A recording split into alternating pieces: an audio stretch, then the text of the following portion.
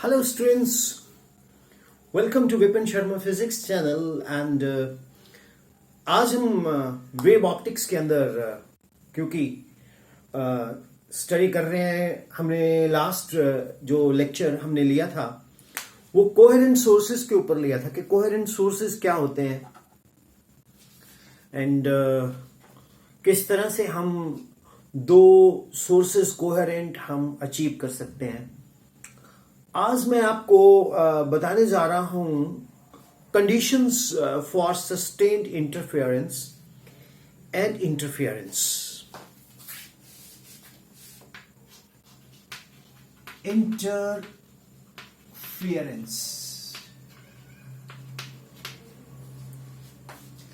Students, ये एक theoretical lecture है।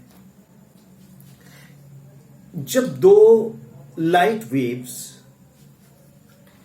इसको लाइट वेव ट्रेन्स भी कह सकते हैं, जब दो लाइट वेव्स या लाइट वेव ट्रेन्स जो कि दो कोहेरेंट सोर्सेस से निकलती हैं are superposed, then students they give rise to the redistribution of energy।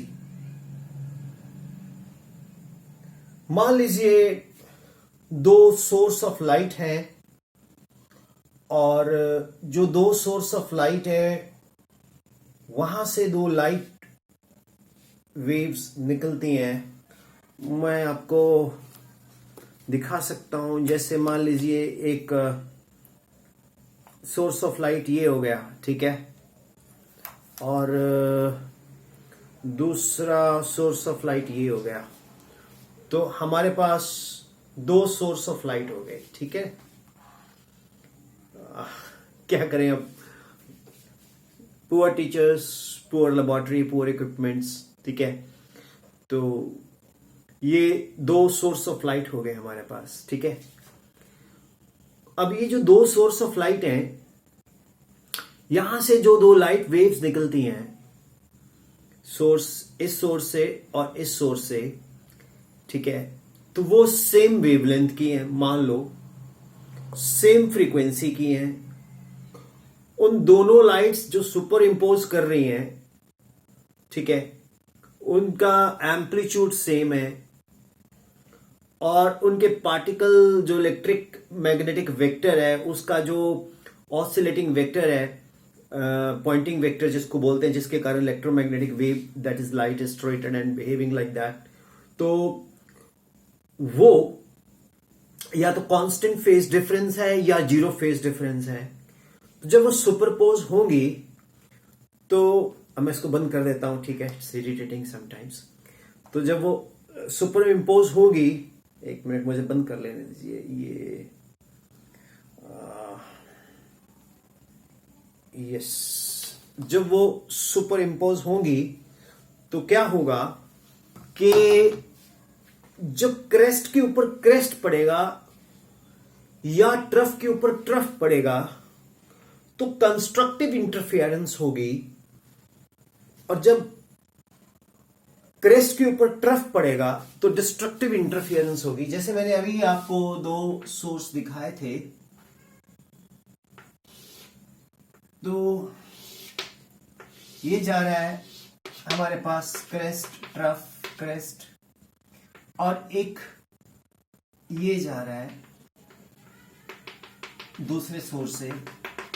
तो क्रेस्ट के ऊपर क्रेस्ट, ट्रफ के ऊपर ट्रफ, क्रेस्ट के ऊपर क्रेस्ट, ट्रफ के ऊपर ट्रफ।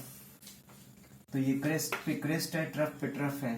तो ये क्या हो गया, यहां पर कंस्ट्रक्टिव इंटरफेरेंस हुआ और ये भी कंस्ट्रक्टिव इंटरफेरेंस हुआ। और जब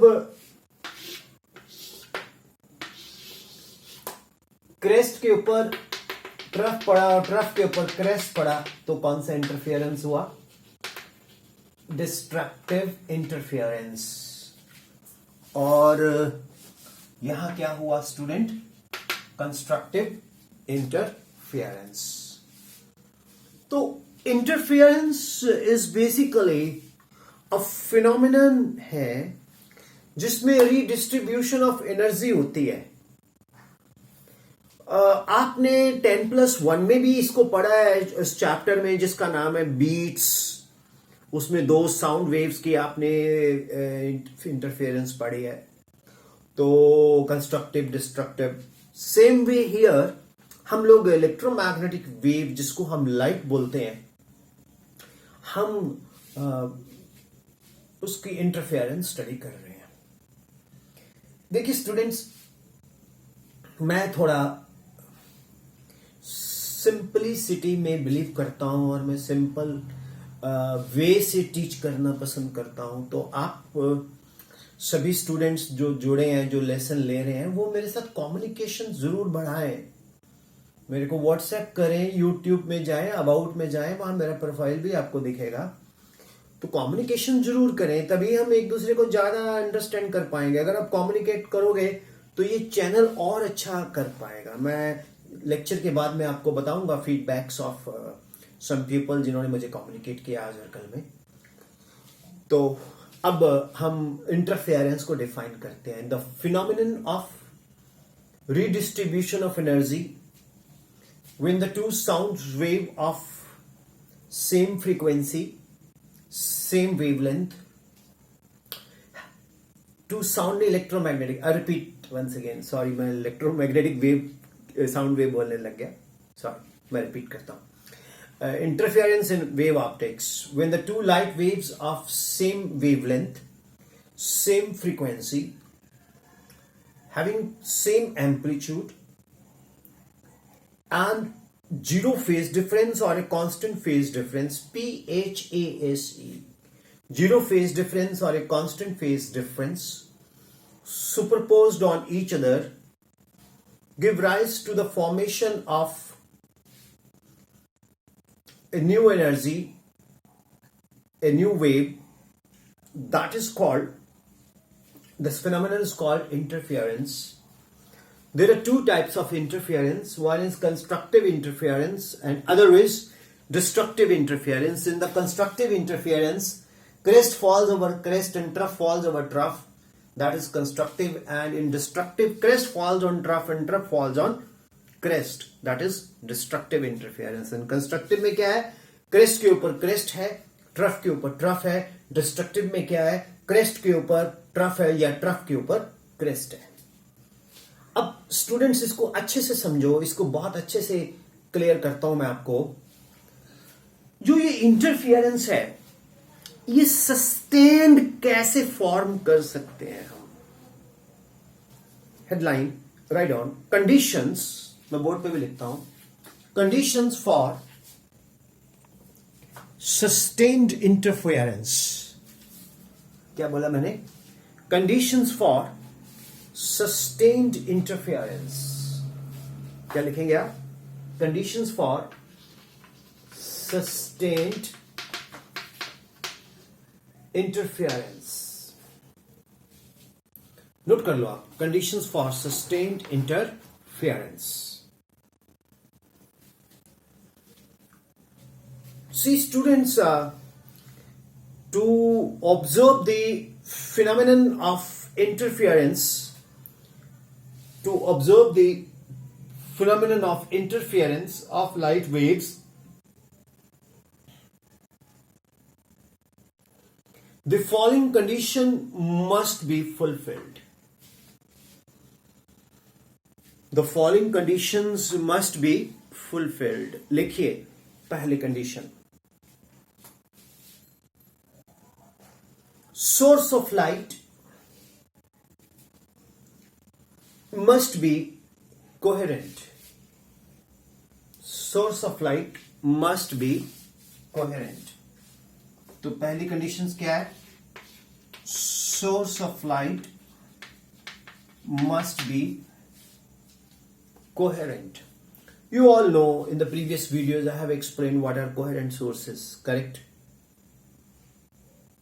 That is, the light must be emitted of the same wavelength, same frequency, same amplitude. Clear? Note कर लो.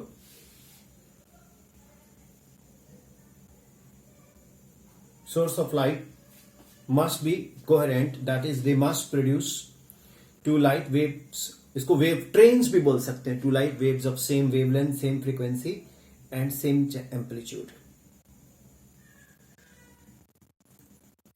ओके। दूसरा, the sources should be narrow.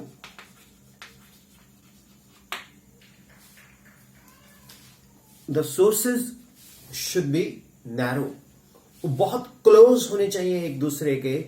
Means जैसे मैंने अभी दो मोबाइल टॉर्च दिखाई थी, तो दोनों को मैं क्लोज क्लोज जितना रखूंगा, सोर्सेज नैरो होंगे तो इंटरफेरेंस उतनी ही सस्टेन्ड बनेगी, अच्छी बनेगी, सस्टेन बनेगी।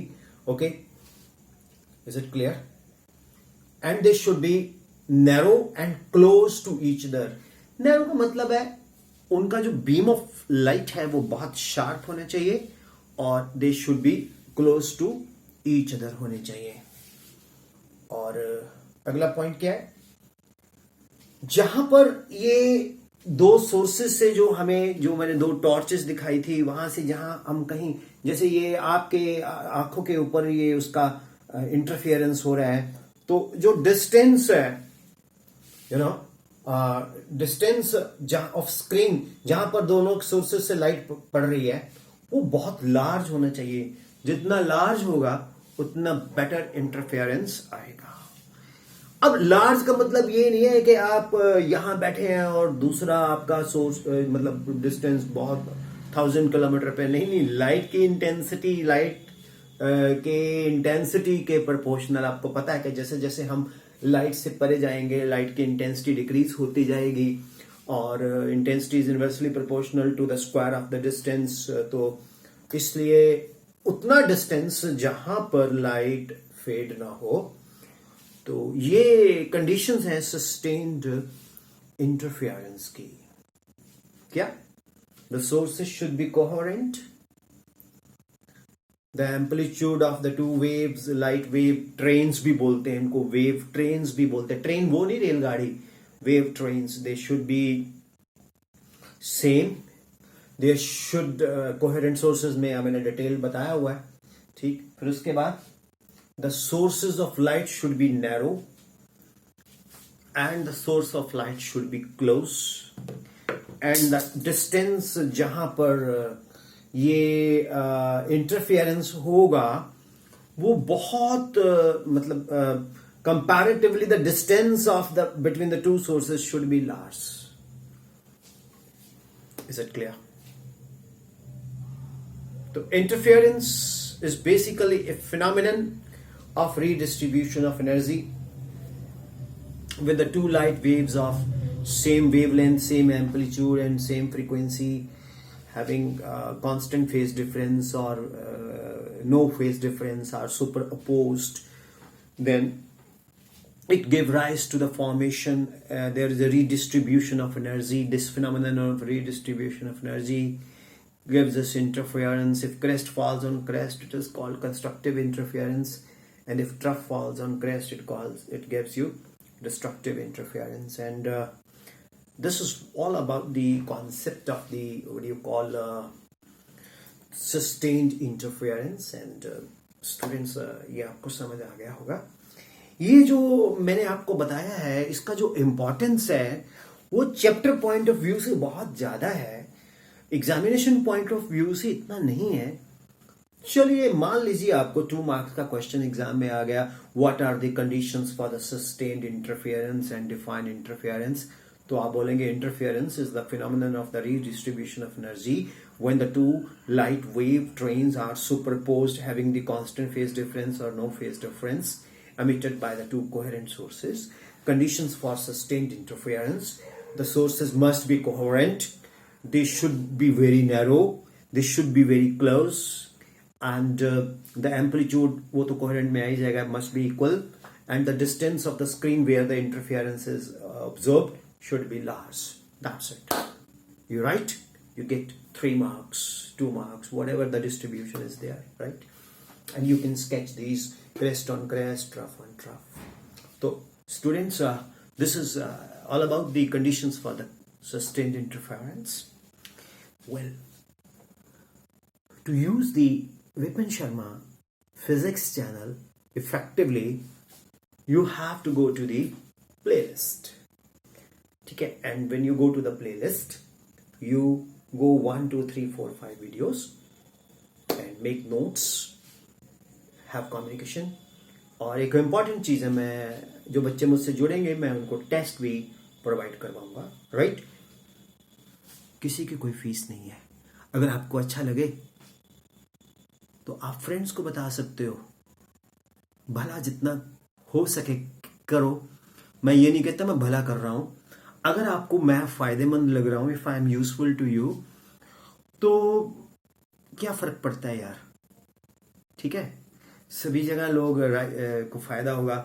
मतलब मेरे को बहुत दुख लगता है जब ना बच्चे बहुत महंगे महंगे इंस्टीट्यूट में फीस की वजह से नहीं जा पाते। तो स्टूडेंट्स, आप मेरा रिजल्ट्स देखिए, मेरे प्रोफाइल देखिए, मैंने बहुत अच्छे रिजल्ट्स दिए हैं। लेकिन ये यूट्यूब पे आना एक महज इत्तेफाक है।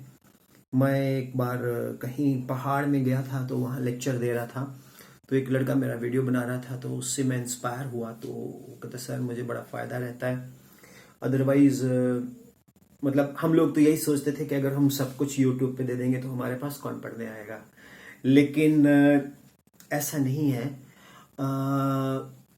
मैं ये नहीं कहता कि जो ऑफलाइन क्लास है वो ऑनलाइन को कभी रिप्लेस कर सकती है, नहीं कर सकती। लेकिन मैं ये मानता हूं कि चलो और कोई ऑप्शन ना हो तो मैं कम से कम थ्रू यूट्यूब किसी के पास जा सकता हूं। फीस मेरा कोई नहीं है, इसलिए खर्चा कोई नहीं है आपका। लेकिन इतनी मैं गारंटी देता हूं कि जो रूटीन में ट्यूशन्स पढ़ते हैं बच्चे, उनको बेनिफिट होगा चैनल से उतना ही जितना जाके होगा। और बाकी जो स्कूल टीचर्स हैं, मैं उनको असिस्ट करना चाहता हूँ। कुछ भी स्कूल से बेटर नहीं होता, ठीक है? सिलेबस में रह के हम बहुत कुछ सीख सकते हैं और इसी सब्जेक्ट कंटेंट से मार्क्स आते हैं। Thank you very much, god bless you. अच्छा लगे तो अपने फ्रेंड्स को बताइएगा। Thank you very much. अभी हम वेव ऑप्टिक्स में चलेंगे आगे, फिर यंग डबल स्लिट एक्सपेरिमेंट, वो मैथमेटिकल है। Thank you, bye bye.